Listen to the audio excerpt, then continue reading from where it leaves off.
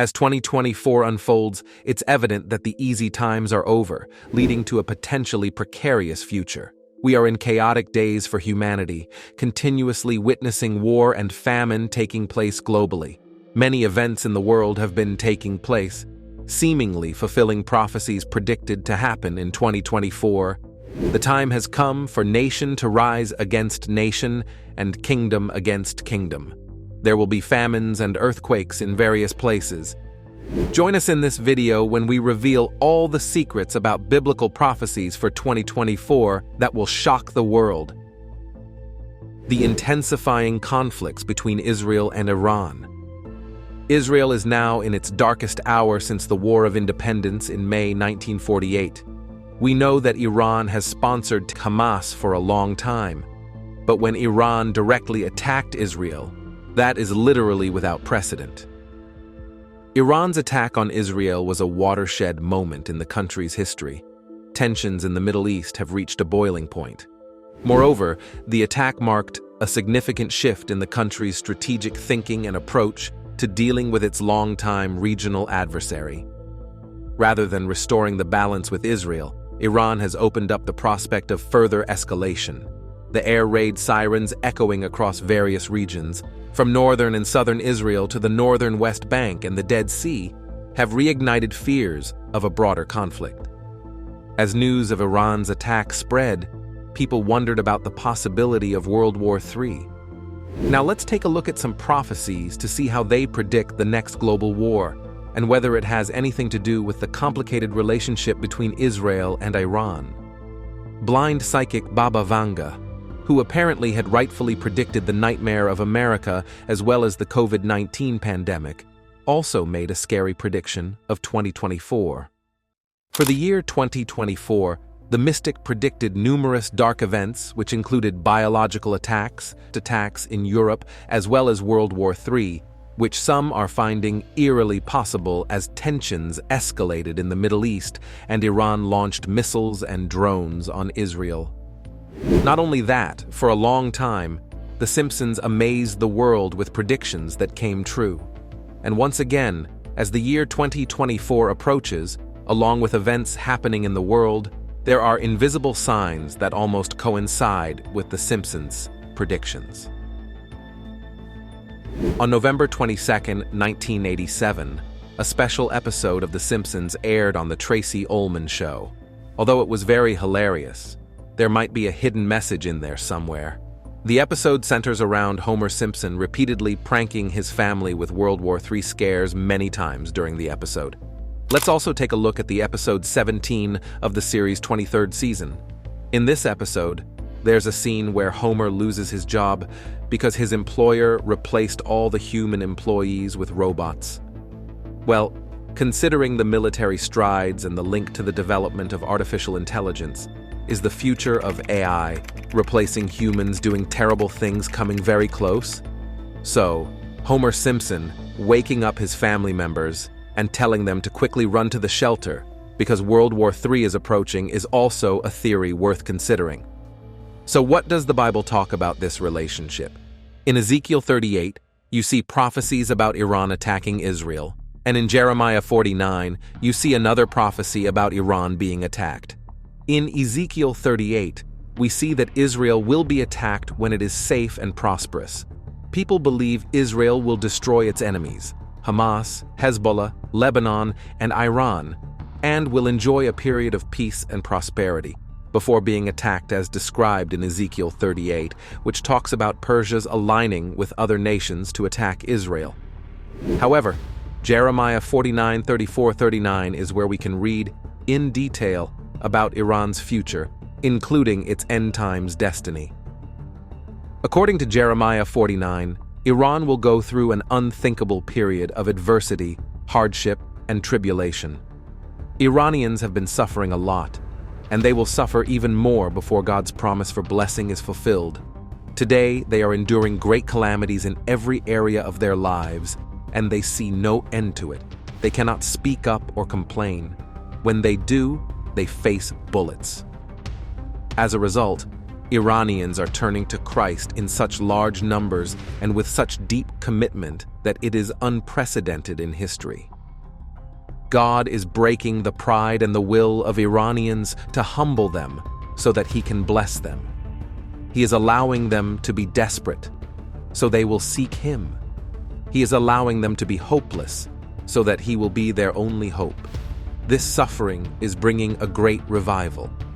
As missiles flew and drones were intercepted, the biblical foretelling of Ezekiel and Jeremiah might seem more relevant than ever, suggesting we are edging closer to their prophetic fulfillment.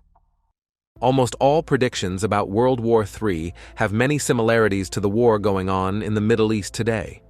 This direct conflict begins in 2024, and with the current tense situation, it will certainly not stop there. The whole world seems to be looking to Israel to wait for this country's response. Is it fulfilling the prophecy, nation to rise against nation and kingdom against kingdom? The coming of Jesus Christ. Nostradamus' predictions often use language from the Bible, especially about the end of the world. It's like each verse points to Jesus coming in anger to set up His great kingdom on earth and judge the world fairly. Some believe that He predicted this year's earthquake in Japan with lines like, "The dry earth will become more parched and there'll be great floods." He also mentioned that 2024 would have a great famine through a harmful wave. To describe this verse, it can be understood that the already harsh climate situation will get worse. The French prophet predicts that extreme weather phenomena, such as record heat, forest fires, droughts, and storms, will increasingly occur with greater frequency and intensity. Global warming is a huge phenomenon going on in the modern day. The Bible does not specifically talk about climate change or global warming. However, the Bible does tell us the world will eventually be burned in fire, which could be another way to understand how alarming the earth's condition will gradually become. 2 Peter 3:10 informs us, "But the day of the Lord will come like a thief. The heavens will disappear with a roar. The elements will be destroyed by fire, and the earth and everything done in it will be laid bare." God will one day erase this current universe and replace it with the new heavens and new earth. How much effort should be made saving a planet that God is eventually going to obliterate and replace with a planet so amazing and wonderful that the current earth pales in comparison? In Matthew 24:5-8, Jesus gives us some important clues for discerning the approach of the end times. "Many will come in my name, claiming, 'I am the Christ,' and will deceive many. You will hear of wars and rumors of wars, but see to it that you are not alarmed. Such things must happen, but the end is still to come. Nation will rise against nation and kingdom against kingdom. There will be famines and earthquakes in various places. All these are the beginning of birth pains. An increase in false messiahs, an increase in warfare, and increases in famines, plagues, and natural disasters. These are signs of the end times, the future of the royal family. Recent speculation has surfaced regarding predictions made by 16th century astrologer Nostradamus, suggesting a tumultuous future for Britain's King Charles in 2024 after his cancer diagnosis, which was discovered when he was undergoing treatment for an enlarged prostate. Royal observers speculated that King Charles might step down, either voluntarily or due to pressure related to his health. The revelation of King Charles's cancer diagnosis has left many questions unanswered, with Buckingham Palace withholding details regarding the cancer type and stage. This lack of transparency has fueled both concern and speculation about the monarch's health and the potential implications for the British monarchy. In his renowned work, Les Prophéties, Nostradamus seemingly forecasted the monarch's downfall, including potential abdication or forced removal. Nostradamus predicted the potential abdication of a king and the rise of an unexpected successor, which now seems to echo the current situation involving King Charles and Prince Harry. The ancient prophet said the King of the Isles would be driven out by force and would be replaced by one who will have no mark of a king. Before that, he accurately predicted Queen Elizabeth II's passing at around the age of 96, a prophecy that aligned with Buckingham Palace's announcement of King Charles III's diagnosis following his mother's demise in 2022. However, the question of how Prince Harry, who has shown little interest in royal duties, would end up as king remains unanswered. The royal family has faced its fair share of scandals in recent years.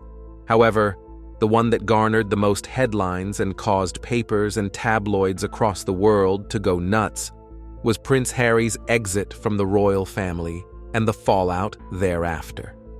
Many wonder if Prince Harry could still rule as king despite his decision to pull back from his familial duties, as is his birthright, otherwise known as birthright privilege. Prince Harry is fifth in line for the throne. In the instance of Charles's death, Prince William, Charles's firstborn son, is next in line for the throne. If something were to happen to William, Harry still wouldn't be next in line, as that would be William's firstborn, Prince George, then Princess Charlotte, and finally Prince Louis. If William were to abdicate, which is highly unlikely, and George was still under 18, then it's a different question.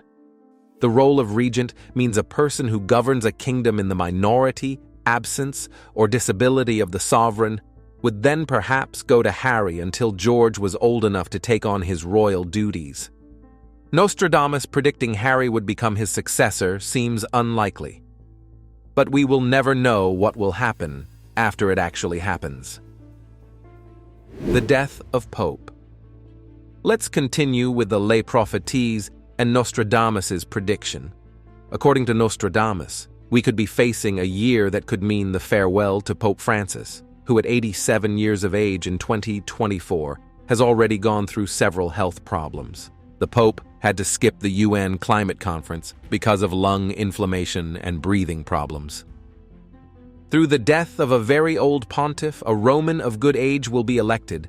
Of him it will be said that he weakens his see, but long will he sit and in biting activity, Nostradamus wrote. While the arrival of a younger, vigorous pope sounds like a good thing, Nostradamus immediately goes on to say that the new leader will weaken his see, and that he will be pope for a long time. The exact meaning of weaken is of course open to debate. Does he mean the influence of the church will somehow lessen, or is some greater scandal on the way? Well, only time will tell. However, it's essential to note that his writings, particularly in Les Prophéties, are written in a cryptic and metaphorical style that is open to various interpretations. Many of his quatrains are vague and can be applied to different events. The consistency covers all around the world.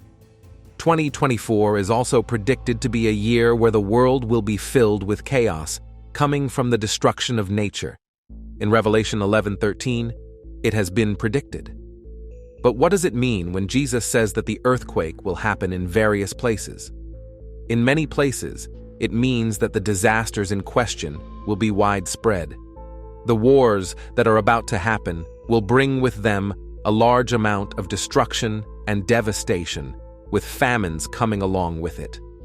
If we follow the order from Revelation, then it's clear that the famine is the result of war, as is usually the case. Predictably, preterists believe that Christ's prophecy of famine was somehow fulfilled in AD 70 when the Romans destroyed the temple in Jerusalem. As we can see, the year 2024 is going to be far worse, and World War III might be quite imminent. The Israel-Iran conflict may escalate into a broader global war involving regional allies. The situation is complicated by Russia's invasion of Ukraine, adding another layer of tension and the potential for a wider conflict. The complex dynamics in the Middle East, coupled with global power struggles involving China and North Korea, raise fears of an interconnected crisis with severe economic and geopolitical consequences. It seems like we might be in the end times, and there's no other sensible explanation for the current situation. John the Apostle got a glimpse of what the end times would look like, especially the last 7 years before Christ came back. In Revelation 6, he documented what he saw about the future. and war was a significant part of those events until Christ's return.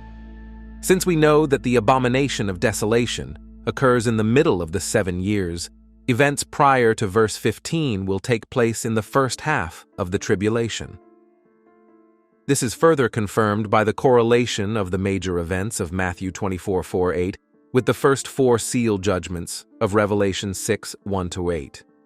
This would mean that the famines and earthquakes of Matthew 24:7 speak of a future time, which Revelation expounds upon, not of any events that have occurred during the last 2,000 years, nor of anything in our present day. There have been, no doubt, earthquakes and famines in the first century and during every generation since. Not only false Christs and false prophets, wars and rumors of war, earthquakes and famines occur in every age throughout the history of the Church, but so do also persecutions and defections.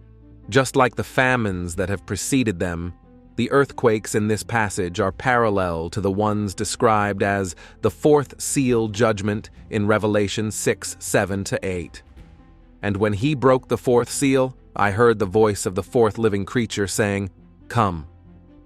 And I looked, and behold, an ashen horse, and he who sat on it had the name Death, and Hades was following with him, and authority was given to them over 1/4 of the earth, to kill with sword and with famine and with pestilence and by the wild beasts of the earth. The 4th rider of the 4th seal is upon a pale horse. His name is Death. He takes the 4th part of the earth away. This corresponds to the Lord's announcement that there will be pestilences and earthquakes in diverse places. Luke 21 says, "There will be great earthquakes." So these are not ordinary earthquakes that our Lord forecasts, but great or huge ones. So great that they cause a great number of deaths worldwide. Doubtless, somewhere people will again start to use such disasters as signs that we are living in the last days. Or, to put it more accurately, since the New Testament consistently insists the last days began with Christ's first coming, they will insist that we are living in the last days of the last days. But wait, how often do we go back and read what the Bible actually says? Revelation depicts apocalyptic earthquakes during the tribulation itself of a greater magnitude than anything the world has ever seen. But the place in Scripture where people turn to make a link between ordinary earthquakes and the nearness of the end is Jesus' Olivet Discourse. Along with earthquakes are mentioned several other kinds of plagues on humanity. But what about earthquakes and famines? These are merely the beginning of birth pangs. In other words, just as labor pains remind a pregnant mother that there is a baby inside her that the body wants to bring into the world, so do these various earthly disasters remind believers that Christ will return, ending human history as we now know it. But how unreliable those labor pains can be, sometimes coming months ahead of the actual due date, sometimes weeks in advance. They remind us that we are getting closer to the climactic day, but we know that already just because of the passing of time. They turn out to be singularly unhelpful in predicting the actual moment of delivery. In fact, given all the scriptural predictions about Christ's return coming by surprise, like a thief in the night and so on, he will choose a time that very few people have predicted, and when there is very little apocalyptic fervor in the air. The relationship between China and the U.S. From 2018 to 2023, U.S.-China relations were in a linear downward spiral. The trade war, the pandemic, growing technology competition, rising tensions in the South China Sea and the Taiwan Strait, and contrasting approaches to the Russia-Ukraine conflict have collectively fed a sense of fatalism that the countries were heading toward the abyss of outright economic decoupling and a disastrous military conflict. 2024 will witness intensified technological competition. National security concerns will continue to drive fierce competition between the two superpowers. The U.S. government is likely to escalate its pressure on China, especially in the high-tech sector. 2024 is destined to be another eventful year for China and the United States, shaped by a multitude of domestic and systemic factors. The trajectory of the US-China economic and technological relations will have consequential impacts on the internal economies and political landscapes of both superpowers, with far-reaching implications for countries worldwide. But it seems that 2024 will also be a not very positive year for the tense relationship of the two sides. And once again, it reminds us of the prophecy of international war. Nostradamus, the renowned 16th century French astrologer known for his prophetic writings, predicted a naval war in the year 2024. In his book Les Prophéties, he ominously described a scenario where a red adversary would strike fear into the hearts of many, particularly by instilling dread in the vast ocean, according to a report by Hindustan Times. While interpretations vary, some believe that Nostradamus's prediction of a red adversary turning pale with fear could symbolize the recent tensions between China and Taiwan, aggravated by the Houthis' attacks on ships in the Red Sea. These incidents have disrupted international trade, particularly impacting the oil industry dependent on Red Sea shipping routes. Moreover, Iran's aggression towards Israel has heightened regional instability, adding another layer of complexity to the situation. A potential nuclear assault by North Korea on the US. The Bible mentions that there will be a period when the world will become extremely chaotic, and that seems to be fulfilled when the relationship between countries around the world has not been peaceful for a long time. I mentioned Israel, Iran, China, America, and now continuing the relationship between North Korea and America.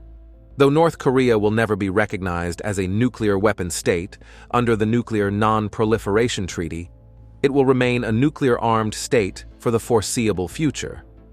Since Kim Jong-un took power after his father's death in 2011, he has transformed the country's nuclear arsenal from a rudimentary, symbolic retaliatory capability to one that is diverse, sophisticated, and postured not only for retaliation against an allied attack on the regime, but also to fight and win a limited conflict and to coerce the allies into terminating that conflict on his terms. In recent years, the North Korean regime has pursued a puzzling strategy for the development of its nuclear forces. Resource-constrained middle powers tend to concentrate on perfecting and demonstrating the reliability of a small handful of missile systems, benefiting from economies of scale in procurement and training. Currently, or in the near future, North Korea may be able to deliver nuclear weapons. The South Korean National Intelligence Service warned that North Korea was likely to engage in unexpected military and cyber provocations in 2024. Then, North Korean leader Kim Jong-un told his people to prepare for war with the United States in 2024. Is Kim planning to escalate his Cold War on the United States and its allies to a hot war? So what is Kim Jong-un trying to accomplish? Kim apparently has a longer-term plan that could explain his 2024 provocations, nuclear weapon production, and threats of war. Concerns about North Korea's nuclear program have grown in the past 2 years, as the North has test-launched missiles at a record pace and openly threatened to use nuclear weapons preemptively. The US and South Korea have expanded their military exercises and increased the deployment of powerful US military assets like aircraft carriers and nuclear-capable bombers in response. This year, North Korea performed 6 rounds of missile tests and artillery firing drills. North Korean leader Kim Jong-un also declared his country won't seek reconciliation with South Korea and vowed to scrap the country's long-running goal of peaceful unification with South Korea. Kim said North Korea would take a more aggressive military posture along the disputed sea boundary with South Korea. Experts say North Korea believes a bigger weapons arsenal would provide it with greater leverage in future diplomacy with the United States. They say North Korea is desperate to win international recognition as a nuclear state, a status that it would think helps it win relief from US-led economic sanctions. The complicated relationships between Russia and Ukraine. Russia's success in taking the city of Avdiivka, along with its territorial gains since, raises the question of whether the Ukrainian assessment in late 2023 that the war would stalemate in 2024 may have been optimistic. Given Western hesitation to ramp up arms production and the lack of planning for the period after the counteroffensive, 2024 will be the most challenging time for Ukraine since the first 2 months of the full-scale invasion. The new phase comes after a challenging year for both sides in which they struggled to mount successful attacks. Offensive operations achieved limited territorial gains and incurred significant casualties. Russia and Ukraine have both found breaching operations difficult and hindered. The struggles have exposed training and leadership deficits, which have limited the tactical effectiveness of offensive operations on both sides, while showing skill in orchestrating positional defenses. There are 3 scenarios for this conflict in 2024. The positive scenario. In the most positive scenario for Ukraine, it's time for the U.S. to provide Ukraine with more generous assistance. With these, Ukraine is able to push Russian air forces further back from the front, decreasing their effectiveness. While Ukraine blunts Russian offensives and inflicts significant losses in manpower and equipment, it simultaneously manages to improve its training activities behind the front. It increases the cohesion of its units, forms new force brigades, and tests new prototypes of electronic warfare equipment and drone defense weapons. The intermediate scenario. In the intermediate scenario, the Biden administration muddles through 2024 in a messy election campaign. Republicans in Congress behave transactionally, trading Ukraine assistance packages for concessions on domestic pet projects such as the wall along the United States southern border. The U.S. carries on drip-feeding assistance to Ukraine. Meanwhile, Europeans continue to deliver only around a third of their ammunition and spare parts pledges, which helps the U.S. keep Ukraine afloat, but only in a defensive posture. In a nutshell, Ukraine remains on the defensive and survives 2024, with the result of the U.S. presidential election set to decide the course of the war in 2025. The negative scenario. In the most negative scenario for Ukraine, the U.S. absolutely no longer supports Ukraine. Europeans still send arms, but they lack the production capabilities and reserve stock needed to make up for the U.S. By the end of 2024, most Ukrainian brigades are tired and exhausted. Although we don't know what the final result will be or what scenario will happen, the chaos between countries is real.